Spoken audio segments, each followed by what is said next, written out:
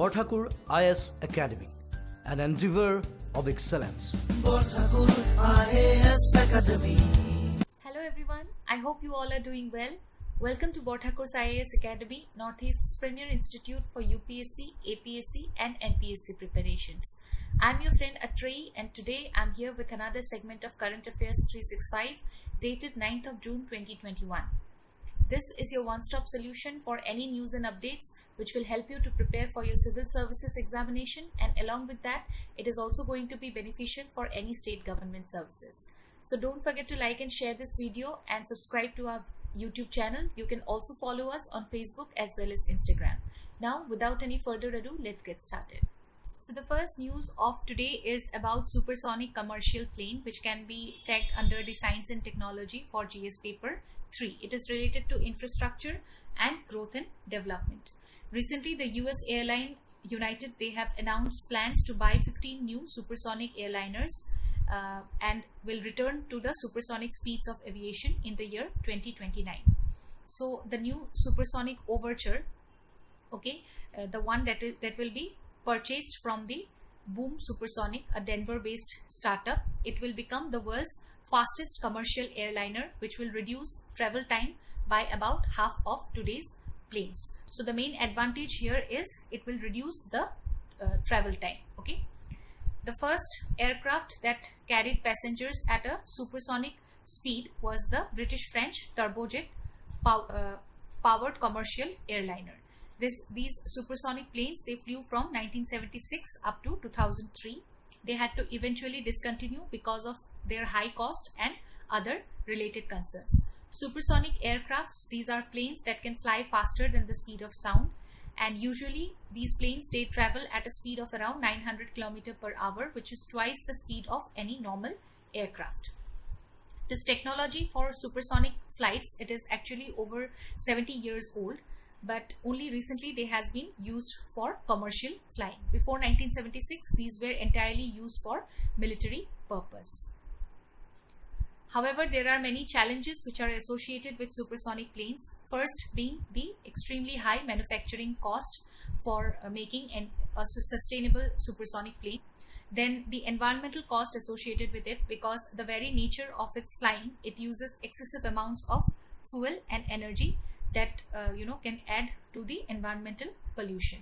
Despite use of sustainable fuels, the greenhouse gas emissions, they cannot be nullified, and these planes, they consume high amount of fuel in order to take off. Then comes the excessive noise pollution. The speed of the plane, it results in producing excess amounts of noise pollution in the environment, and the sonic boom, that is the speed, that is the noise which is created by these planes. They feel like they almost gives the sensation of an explosion to human ears. The second news for today is about the Model Panchayat Citizens Charter, which has been released recently by the Union Minister of Panchayati Raj. This particular charter, it has been prepared by the Ministry of Panchayati Raj in collaboration with NIRD-PR, that is National Institute of Rural Development and Panchayati Raj.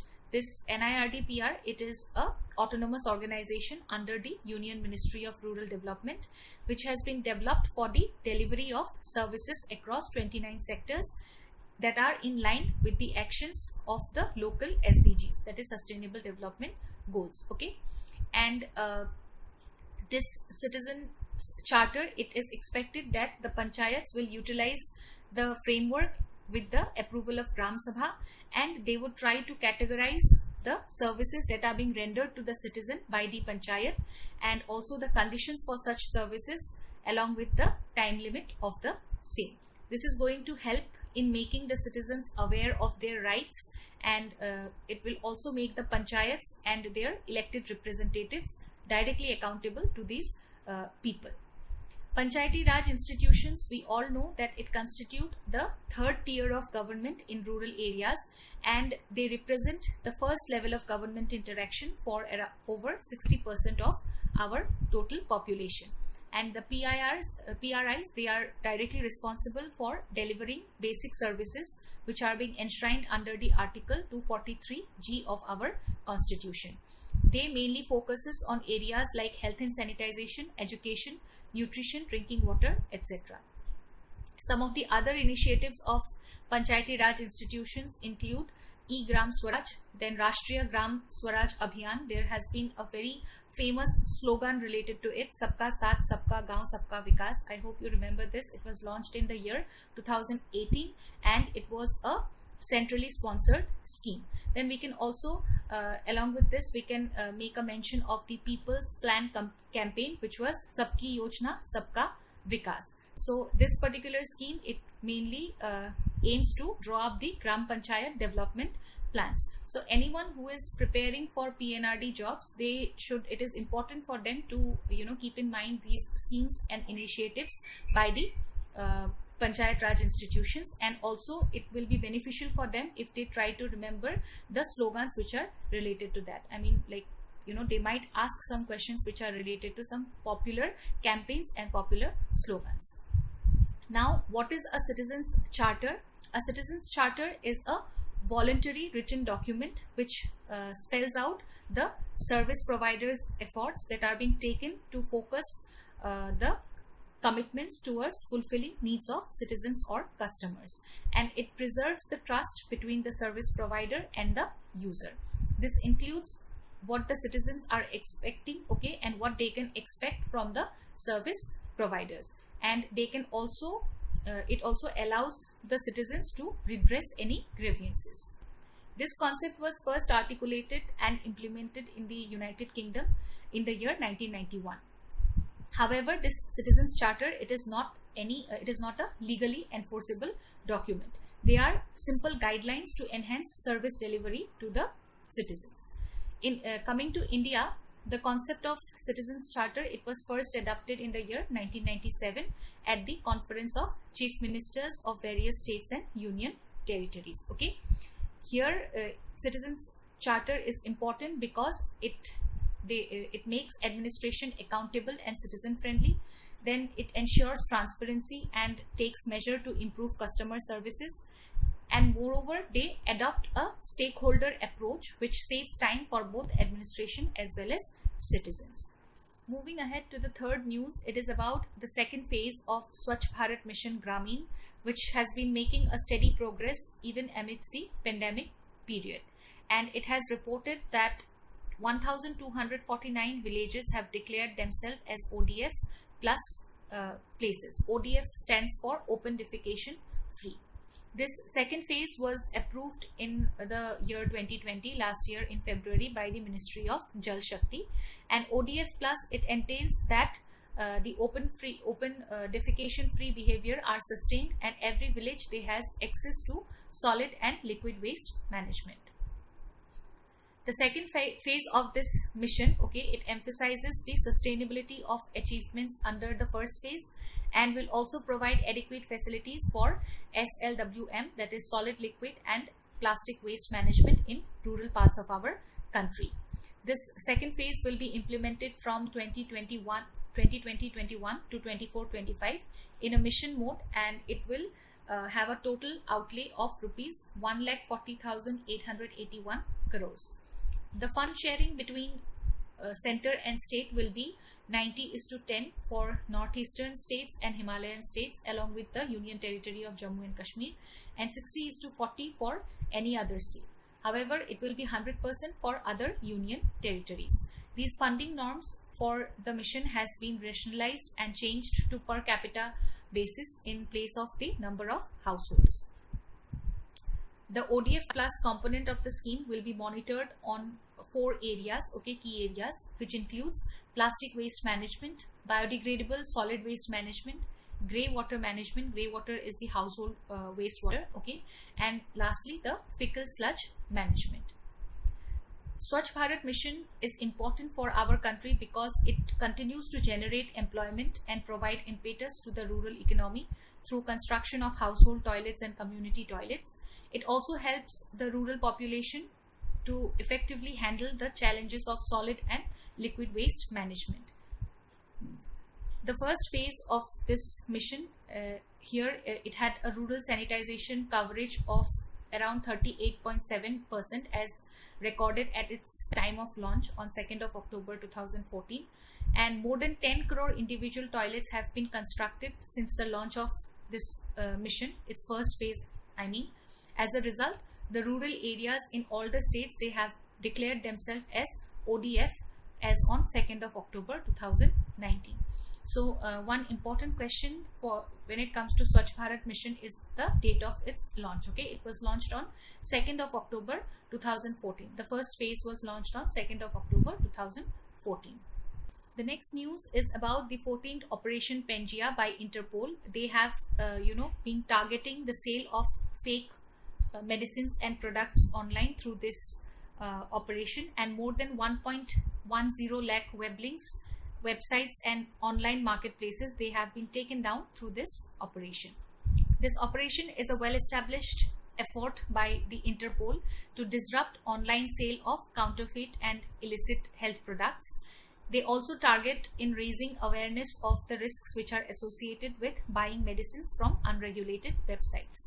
The first Operation Pangaea was conducted in the year 2008, and the current operation, 14th operation, it involves mainly the police, customs and health regulatory authorities of around 92 countries.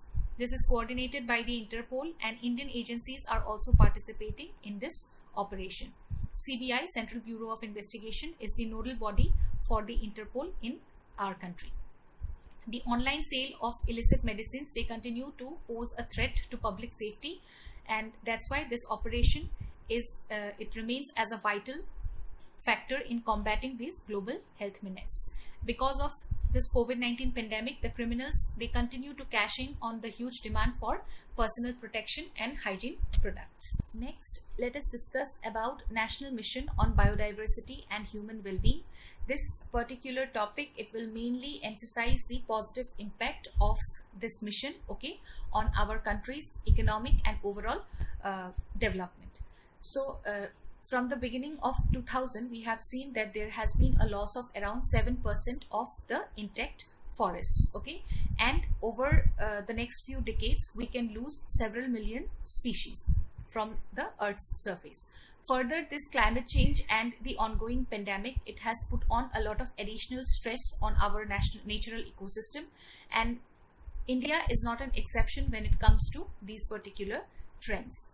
With each passing day, it is this picture is quite clear that we need to work upon the dysfunctional relationship that right now nature has, okay, with human being, and this is the only way to mitigate climate change and curtail future outbreaks of any such infectious disease, because they along with them might bring, actually it is quite probable that they will bring unimaginable misery along with it, right? So preserving our biodiversity is directly relevant to the socio-economic and environmental well-being of Earth and its population. In this context, the National Mission on Biodiversity and Human Well-being, they have taken a right step in the correct direction. First of all, let us see the significance of India's biodiversity. We know that India is home to nearly 8% of the global biodiversity on just 2.3% of the global land area. This contains sections of 4 of the 36 global biodiversity hotspots. So India, a part of India has been also, some parts of India has been considered as biodiversity hotspot, right? And this, it has got a very precise economic value of all the ecosystem services which are provided by biodiversity. And if we provide an estimate, then it suggests that India's forests alone can yield services worth more than $1 trillion per year. So it has got a lot of economic value. Then these rich biodiversity spots, it can protect us from natural disasters. The varied ecosystem across the land, rivers and oceans, they feed our people, enhances the public health security and also protect us from any environmental disasters. Along with this, it provides spiritual enrichment as well. So overall, India's biodiversity is like quite significant, okay, and its preservation is a must for the future generation and for maintaining the sustainable development goals. So in this regard, the National Mission on Biodiversity and Human Wellbeing. In the year 2018, the PM STAKE, that is Prime Minister's Science, Technology and Innovation Advisory Council, they, in consultation with the Ministry of Environment, Forest and Climate Change, approved an ambitious mission to preserve the biodiversity and to maintain a steady relationship between biodiversity and human being. This mission, it proposes a national effort that will aim to transform the biodiversity science by linking it to the people's economic prosperity. It will not just conserve biodiversity, but it will also, develop our economy. Okay, it will provide a boost to our economy. This aims to help India realize the United Nations SDG, Sustainable Development Goals, by using India's rich biodiversity to create solutions for challenges in fields like agriculture, health and climate change. And under this mission, various research institutions, government and NGOs, they will work together and try to map, assess, monitor and use this vast natural asset, okay, sustainably. So finally, actually this mission, it hopes to initiate a mass movement which will engage the massive population of our country, and it will teach them to feel pride, to take pride in our rich natural heritage, which will help in restoring and conserving the nature. And with this, we have come to an end of today's session. Thank you so much for watching this video. I hope you all will like it. Don't forget to like and share this video and subscribe to our YouTube channel. I'll see you all again tomorrow with another session of Current Affairs 365 only on Borthakur's IAS Academy, Northeast's premier institute for UPSC, APSC and NPSC preparations. Till then, take care, keep learning. Bye-bye. Borthakur IAS Academy প্ৰস্তুতি আৰু অধ্যয়নৰ নিৰ্ভৰযোগ্য ঠিকনা Borthakur IAS Academy